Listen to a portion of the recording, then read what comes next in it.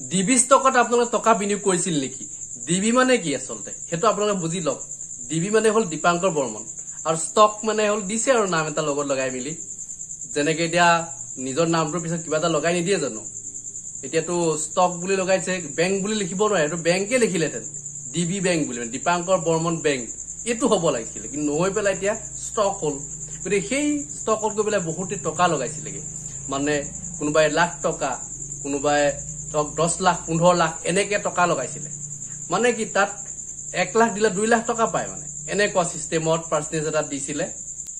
যিহেতু বেংকতটো ইমান সুত নিদিয়ে, বেংকত জমা নকৰি কি কৈছে কিছুমানে সেই ডিবি ষ্টক মানে দীপাংকৰ বৰ্মনৰ বেংকত জমা কৰিছিলে। এতিয়া সেই মানুহজনৰ ওচৰত দিছিলেগে যে মানে তেখেতে টকাটো ৰাখিব, 2 দিন পিছতে আকৌ ৰিটাৰ্ণ কৰিব, মানে তেওঁ এগুণ পইচা যে জমা কৰিলে 2 গুণ পইচা দি পঠিয়ায়।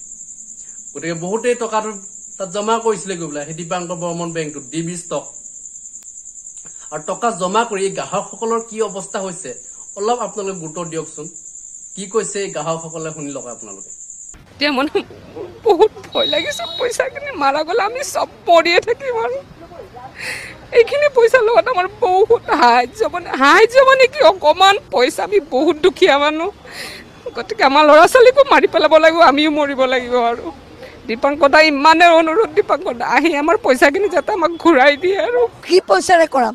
তেওঁৰ মাকে কোনো চেক দিয়া নাই, আৰু যাৰ 70 কোটি টকা লাগি আছে সেয়া মানুহে আৰু চেক ল'বনে নল'ব? আপোনালোকে কওক মোক, আপোনালোকে কওক, সেয়া মানুহ কেনেকৈ চলিব? সব মানুহে ইয়াত এতিয়া ধৰক ডেকা ল'ৰা আজিকালি ইনকাম নাই, বেংকৰ পৰা টকা লৈ মাটি বাৰী মৰ্টগেজত দি পইচা আনি ইয়াত থৈছে, সেয়া যদি নেপায় মানুহটো পগলাৰ নিচিনা হ'বই। ইমান ডাঙৰ এটা 1000 কোটি টকা বিজনেছ কৰিছে, বাপেকে তেওঁ একো গম নাপায়। তেওঁ কিন্তু প্ৰতিখন প্ৰতিষ্ঠানতে তেওঁ কিন্তু ফিটা কটাৰ ফটো আছে ইনষ্টাগ্ৰামত, এতিয়াও আছে চাগে।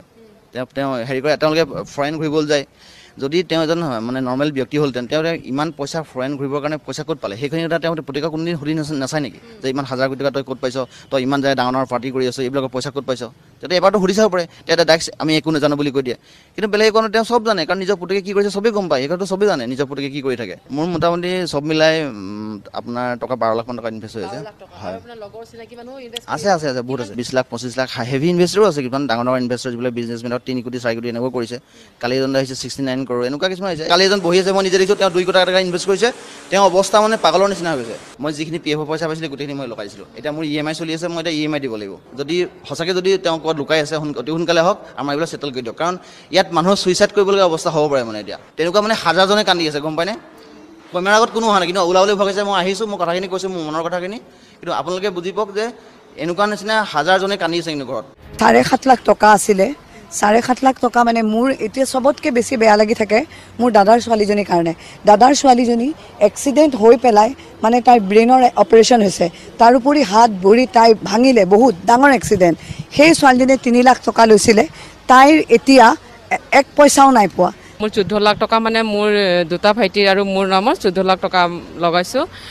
গতিকে মোৰ দীপাংকৰ দাক ইমানে অনুৰোধ যে আমিতো চব লোন লৈ কিনে টকাবিলাক লগোৱা হয়, সেইখিনি টকা দি আমি ঘৰো চলিছোঁ, বা ল'ৰা ছোৱালীৰ কিবা এটাও মানে পঢ়া শুনা খৰচাটো সেইটোৰ লগতে আমি চলিছোঁ। কিবা এটা আশা কৰি পইচাটো দিয়া হৈছিলে, যিহেতু আমাক মানে মাৰিব নালাগে আৰু দীপাংকৰ দাক যেনেকৈ আগত চলাই গৈছে তেনেকৈ আহি কিনে এতিয়াও বৰ্তমান আমাক যেন প্ৰফিট মানে 7%কৈ দিছে।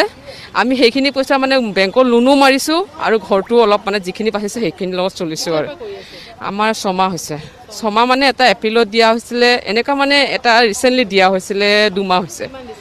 ৰিচেণ্টলি যিটো দিয়া হৈছে সমৰজিৎ সিনহাৰ নামত, তেখেতৰতো 6 লাখ টকা দিয়া হৈছিলে, আৰু এটা এপ্ৰিলত দিয়া হৈছিলে 3 লাখ টকা, আৰু এটা নৱেম্বৰত দিয়া হৈছিলে 5.5 লাখ টকা। নহয়, দিয়া হৈছে, দিছিল। প্ৰফিট আমাৰ বৰ্তমান আমি 3 মাহে 4 মাহে ইণ্টাৰেষ্টটো পোৱা হৈছে।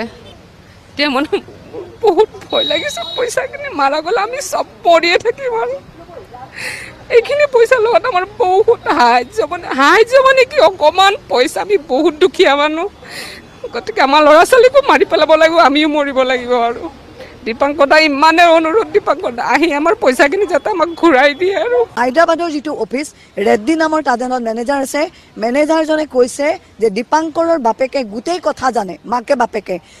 সি অলপ দিনৰ আগতে মাক বাপেকৰ নামত পইচা ফিক্স কৰিছে, এতিয়া তেওঁলোকে আমাক নিদিয়ে।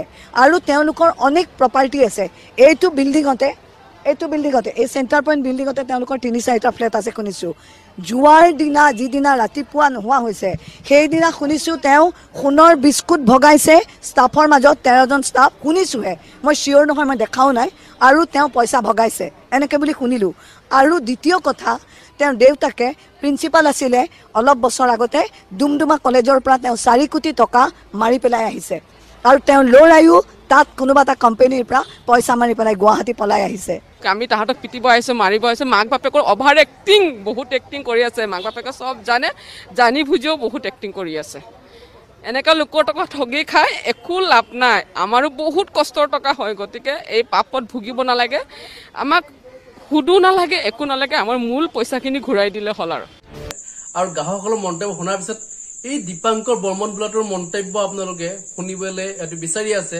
মন্তব্যটো শুনি লওক গুড ইভিনিং এভৰিৱান হোপ চবে ভালে আছে আৰু বহুত দিন আমাৰ কমিউনিকেশ্যনো হোৱা নাছিলে ক্লায়েণ্টবিলাকৰ লগত ভাবিলোঁ এটা কমিউনিকেট কৰি দিওঁ আৰু কেইদিনমান পৰা অলপ ডিলেড পে'মেণ্টো হৈ আছিলে তো মানুহবিলাক অলপ ভয় খাই যায় তো ইটছ অ'কে ফাইন কিন্তু এতিয়া চব নৰ্মেল হৈ যাব আৰু আপোনাৰ এটা কথা হৈ গ'ল যে ছাৰ্ভিচটো অলপ বহুত প্ৰব্লেম চলি আছিলে তো আমি এটা মিটিং কৰিলোঁ কৰি পেলাই মই ছেপ্টেম্বৰৰ পৰা আমাৰ অলপ ছাৰ্ভিচটো ভাল হৈ যাব কাৰণ নতুন এমপ্লয়িজ হায়াৰো কৰিম আমি তো সেইটোৰ কাৰণে আৰু তেতিয়া আপোনালোকৰ ফোন চোন কৰিলে বা ৰেছপন্স পাই যাব আপোনালোকে আৰু বাকী মই থাকিম ছেপ্টেম্বৰৰ পৰা এতিয়া চব ক্লাইণ্টক মই লগ কৰি আছোঁ আৰু লগতে আগষ্ট মাহৰ happy independence day belated happy independence day হৈ গ'ল আৰু থেংক ইউ ইমান দিনৰ পৰা ছাপোৰ্ট কৰিছে হেল্ল' আপোনালোকে দীপাংকৰ বৰ্মনৰ মন্তব্য শুনিলে গতিকে মন্তব্য শুনাৰ পৰা আপোনালোকে কি ভাবিছে বাৰু ল'ৰাজনৰ ভইচটো কেনেকুৱা টাইপৰ বাৰু লেডিজ টাইপৰ ভইচ যেন লাগিছে নাই গতিকে এই লেডিজ টাইপৰ যিগৰাকী ব্যক্তি এই ব্যক্তিগৰাকীৰ ওচৰত যিসকল ইতিমধ্যে টকা বিনিয়োগ কৰিছিলে তেওঁলোক কেনেকুৱা হ'ব লাগিব লেডিজ টাইপৰ ব্যক্তিৰ ওচৰত মানে প্ৰায় আমাৰ বয়সৰ হয় ব্যক্তিজনৰ বয়স আমাৰ বয়সৰ হ'ব লাগে গতিকে এনেকুৱা এজন সৰু ল'ৰাৰ ওচৰত যদি লাখ টকা জমা কৰি মানে লাখ টকা লাভ কৰিম বুলি যিসকলে ভাবিছিলে তেওঁলোকৰ অৱস্থা এনেকুৱা হোৱাটো স্বাভাৱিক কাৰণ হ'বই ইমান সৰু ল'ৰা এটাক বিশ্বাসত লোৱাটো সেইসকলৰ কথাটো মই ভাবিলে মানে হাঁহি উঠিছে এই কথাবিলাক শুনি পেলাই কাৰ কাৰ টকা কিমান গ'ল টকাখিনি ঘূৰাই লাগে বুলি কৈ আছে এতিয়া ঘূৰাই কোনে দিব বাৰু যি নেকি এবাৰ লৈ মেলি খৰচ কৰিলেগে বিদেশত লাভ বিলাহত কটালেগে ইতিমধ্যে গাৰ্লফ্ৰেণ্ডৰ লগত হানিমুন যাব বুলি ইতিমধ্যে ওলাই আছে গৈছেও 2-3 বাৰ গতিকে এই কথাবিলাক যিহেতু ওলাই আছে গতিকে আৰু সেইজনে আহি টকা যে ঘূৰাই দিব তো আশা কৰিব নোৱাৰি কাৰণ এনেকুৱাকেতো বহুত মানে এনেকুৱা আহি আছে কোম্পানীবিলাক যিবিলাক কোম্পানী নেকি টকা বহুতে বিনিয়োগ কৰে ৰ'জ ভেলি লিখা এনেকুৱা কিছুমান কোম্পানী আহিছিলে সেইবিলাক টকা মাৰি লৈ গুচি গ'ল এতিয়া YBI যিহেতু আপোনালোকে জানেই যে YBIত কিমান টকা লুটি লৈ গুচি গ'ল YBI কোম্পানীটোৱে গতিকে এনেকুৱা কিছুমান মানে ষ্টক বা এনেকুৱা মাৰ্কেট কিছুমান কোনোবাই লৈ আহে আৰু সেইবিলাকত বহুতে টকা বিনিয়োগ কৰে এনেই আপুনি কাৰোবাৰ ওচৰত 10 টকা বিচাৰি গ'লে আপোনাক নিদিয়ে কিন্তু টকা ক'ত দিয়ে এইবিলাক এপবিলাকত টকাটো দি দিয়ে কাৰণ সেইটো বিশ্বাস কৰি লয় কিন্তু আপোনাক বিশ্বাস নকৰে আপুনি আপোনাৰ লগত ধৰক সম্পৰ্ক বহুত দিন হৈ গ'ল এটা ভাল বন্ধুত্ব আপোনালোকৰ লগত হ'ল কিন্তু টকা যদি বন্ধুজনক বিচাৰি তেতিয়া আপুনি টকা নাপাব 10 টকা এটা হৰকাবলৈ আপুনি ভাবিব লাগিব গতিকে তেনেকুৱা কিছুমান বন্ধুৱে গৈ পেলাই ক'ত টকা বিনিয়োগ কৰে এইবিলাক এনেকুৱা লেডিজ টাইপৰ কিছুমান ব্যক্তিৰ ওচৰত টকা থয়গে আৰু যিবিলাকৰ পৰা আশা কৰে লাখ টকা লাভৰ